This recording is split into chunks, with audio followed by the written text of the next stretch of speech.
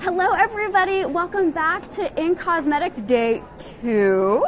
And I've brought for you this morning to help wake you up a very special guest. This is Jay Bolus. Hi. And he works with MBDC, is that correct? That is correct. Okay, so a lot of you guys have been asking about sustainable products, right? And in a previous In Cosmetics, we had met someone who said sustainability is really a challenge to get.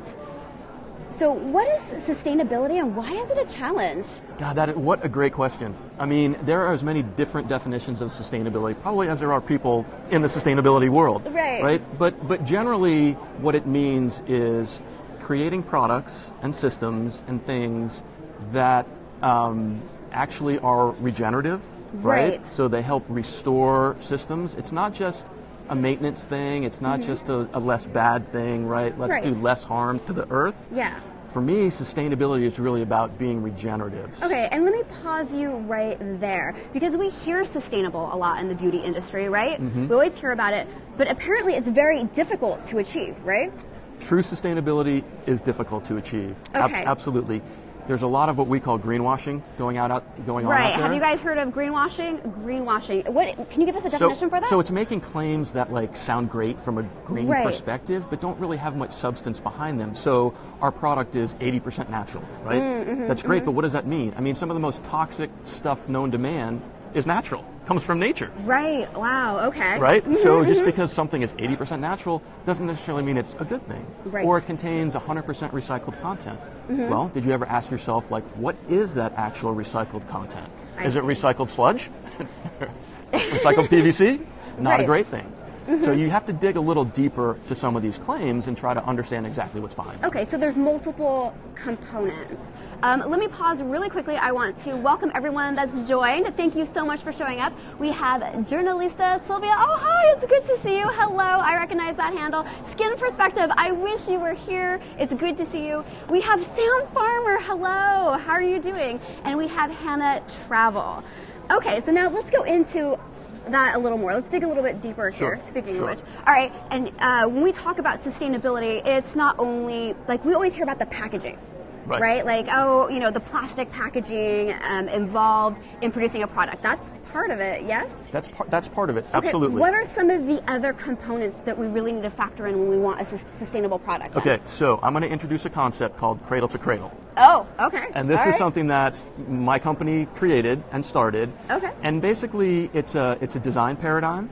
It's also a product certification program. But really, the design paradigm is about designing products that are safe for people and the environment. Okay.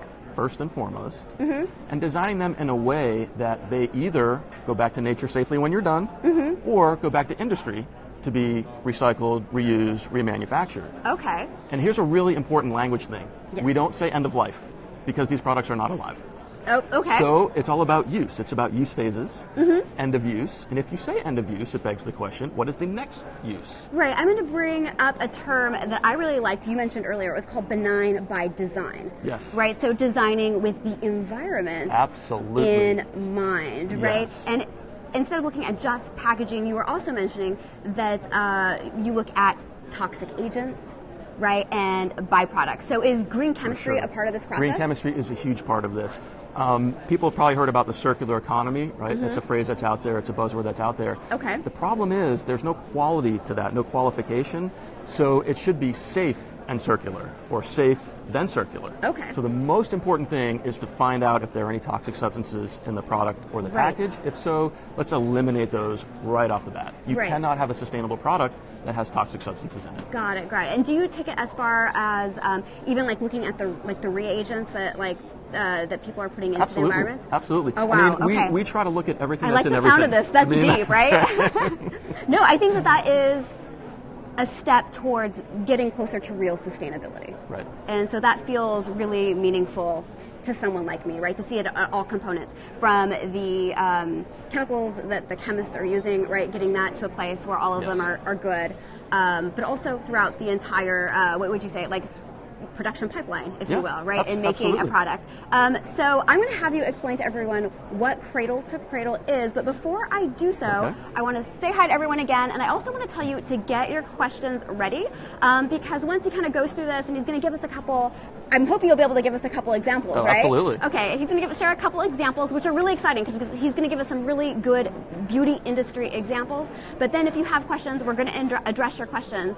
So we had Francis Turner join us. Hi, Francis. It's good to see you. And it looks like we have our first question. What I'll do is I'll read it now because I don't want it to scroll up too far and not be able to see it, but we'll address it later. Okay. So it's from Skin Perspective, and it says, when it comes to packaging, some people think plastic bad, glass good. How is that considered?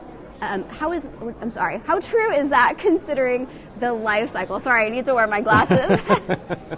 Actually, that one's such an easy one to answer. Do you want to just do that right now? That's a great question, and really, it's about next use, right? So, next use. If you think about the, So, what do we do with the product when we're done with it? Yeah, okay. I mean, plastics. Yes, the carbon footprint's lower to manufacture than glass, but nobody's reusing plastic these days. Where glass is really infinitely reusable, recyclable, remanufacturable, and recoverable.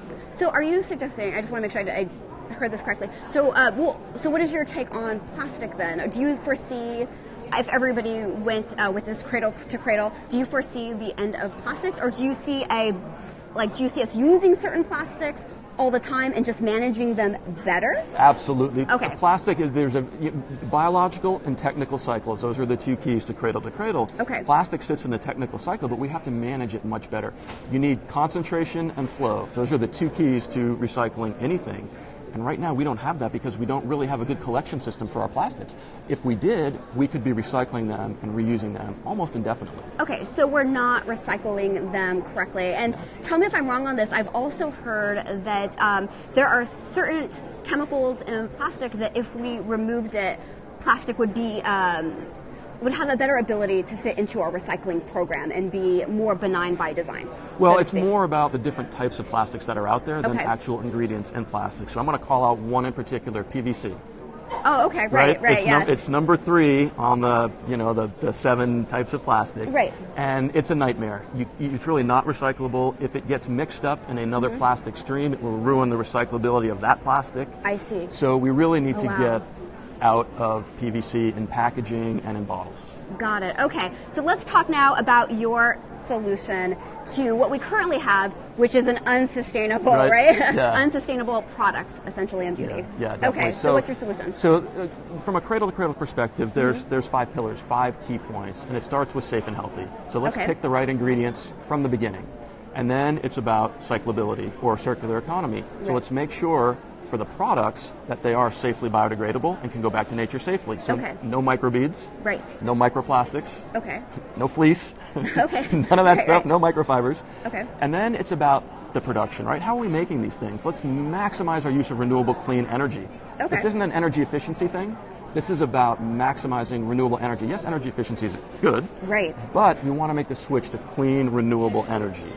And water. What are we doing about water? That's a fundamental human right, access to clean water. And yet 3 billion people on this planet don't have it. So cosmetic industry is a high user of water. So what is the quality of the output of that water? Is it coming out cleaner than when it goes in? That should be our goal from a cradle-to-cradle perspective, right? And then there's the social fairness aspect of it. I mean, what are we doing as consumers and as manufacturers to make sure that we're operating in a socially just and fair way?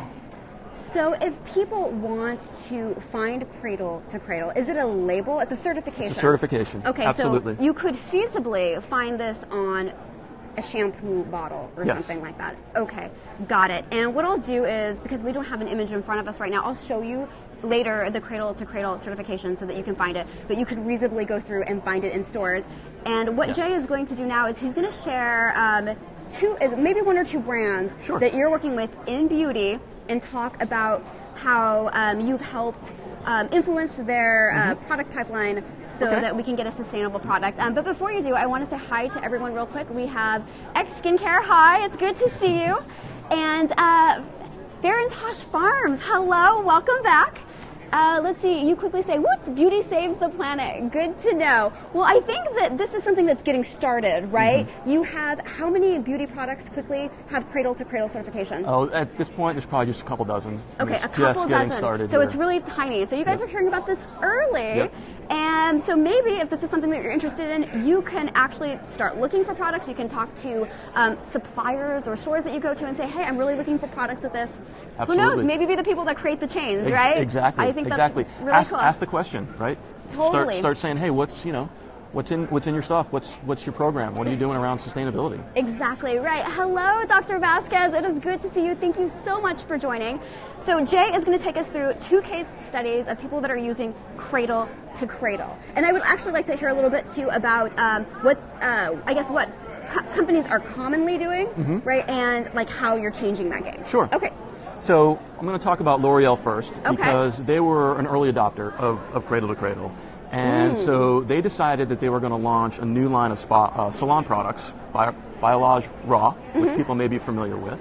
And they wanted to design it Cradle to Cradle from the beginning, right? Okay. So they eliminated all the toxic substances. Okay. They went with as many rapidly renewable, bio-based sources as they could. Okay. They looked at end of use. And are all of these ingredients biodegradable? Will they return to nature safely? Right. They manufactured in a facility using renewable power, clean water, and tried to do it in a socially fair way. Right. And what happened is they ended up with a product that was platinum. That's the highest level you can achieve for Cradle to Cradle. What product is that? In material health. So it's Biolage Raw. Biolage Raw. Okay. And so the reaction in the consumer space was kind of interesting because it's a salon product, it's a high-end product, high margins, right? So people were like, big deal. You can do it on this product because it's easy and there's high margins and you can afford to do it right from the beginning. I see. So L'Oreal said, no, we're going to do Garnier. So they did Skin Actives, and Garnier is at the complete opposite end of the spectrum, right? It is a mass market product. It is, It's available in Walmart and any number of places. We went through the exact same process, and they weren't as successful in eliminating all of the bad stuff as they were with the Biolage Raw, because they didn't do it from the beginning. It was kind of a retrofit. They said, let's go, these are products that are already in existence, so let's go after the fact and try to redesign them.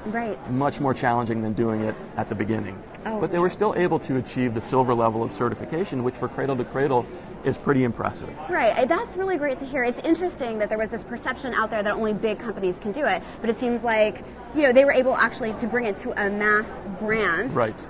And you even have a smaller company, more niche brand that's doing it. And just before we get to that, what I wanted to say about my audience, because you haven't met them yet, so thanks for showing up today and meeting my friends online. Hi, everyone, my audience, so I'm speaking about you guys. Feel free to jump in if I've mischaracterized you. But nobody here is afraid of chemicals per se, right? There's no chemophobia here. Excellent. Everybody's very familiar about chemicals, and I think what I like about your approach is that it's very nuanced, right? You're not saying all plastics are bad. You're saying we really need to examine this and look at what plastics can we make benign, right? What plastics can we make sustainable for the environment? And also, I like that there's not a lot of resistance to sustainability, though. You know what I'm saying? Even me being a huge fan of chemistry, I believe that the future is in sustainability, right? So there's a bit of a balance, and it's not about creating fear. It's about being real about the problem. You know what? Right? That is such an important point, and there are no universally well, good. You're welcome. You're right. I mean, there are no universally good or bad chemicals. It's all about context. Exactly. And so what frustrates me a lot of times is you'll see retailers, and Walmart does this, and Target and Whole Foods, they make these restricted substance lists, and it's universally, no parabens. Well, not all parabens are bad, right? It depends. No phthalates. Well, again, not all phthalates are bad. Exactly. So why are we banning all of these things when a lot of this is just sort of fear-based and nobody's really understanding what's going on? Right. So hopefully this is the start of a revolution that involves you guys and hopefully us too. Hopefully you'll include us in it. But yeah, to really talk about some of the issues in beauty, because once we start talking about it, we can really address it. So I'm going to have you quickly go through this second brand, and if you guys missed this and you want to continue the conversation, we're going to redo this again right now on Facebook, so you can follow me on Facebook, and Jay will kind of go through this again, and we'll talk about some different aspects of this. Okay. So what's that other brand? So yes, Beauty Kitchen, an indie brand out of Scotland, very exciting. They have taken the cradle to cradle philosophy like to the nth degree. Right. So they've got packaging that is cradle to cradle certified in addition to the product, but they've got a return, refill, repeat strategy where their packaging is either glass or aluminum. Okay. And it's all returnable, and they clean it with a proprietary technology that they developed. So they clean it back to cosmetic standards, refill it, and put it back out there. Oh, that's wonderful. Yep. Okay, and you actually have a third brand we were talking about earlier, but you know what? I'm going to leave a cliffhanger there. Come over to Facebook because we got to do this again. I don't want to run out of time. Thank you so much. Let's address some of your questions really quick before we leave. I saw Dr. Vasquez, MD. Hey, thank you for staying up late. I remember you looking for the time, and it's late on her end, and she stayed up just to watch this. Thank you so much for doing that. We have Gabby China 123. Hi, Gabby. It's good to see you on day 2. Who else do we have here? Hygienic Elements LLC. Come on by. I know you're here in the area. Please say hello.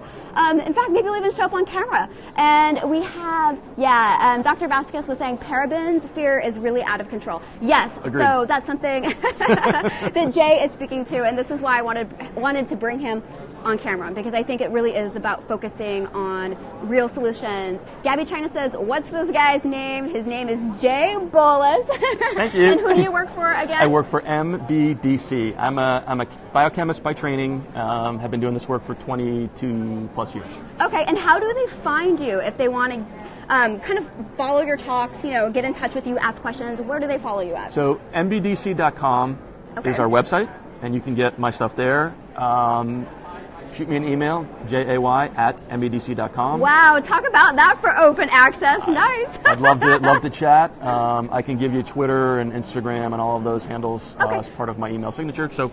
Yeah. Sounds good. What I'll try to do is a post later on today, and I'll put all this information so that you guys can reach out. We're going to end it here because we got one more to do, and time is tight. But feel free to jump over on Facebook or just ask me questions, and I'll point you in the right direction. Okay? I'll talk to you guys later. Bye. Thank you so much, Jay, for your time. Thank you for having me. All right. Bye.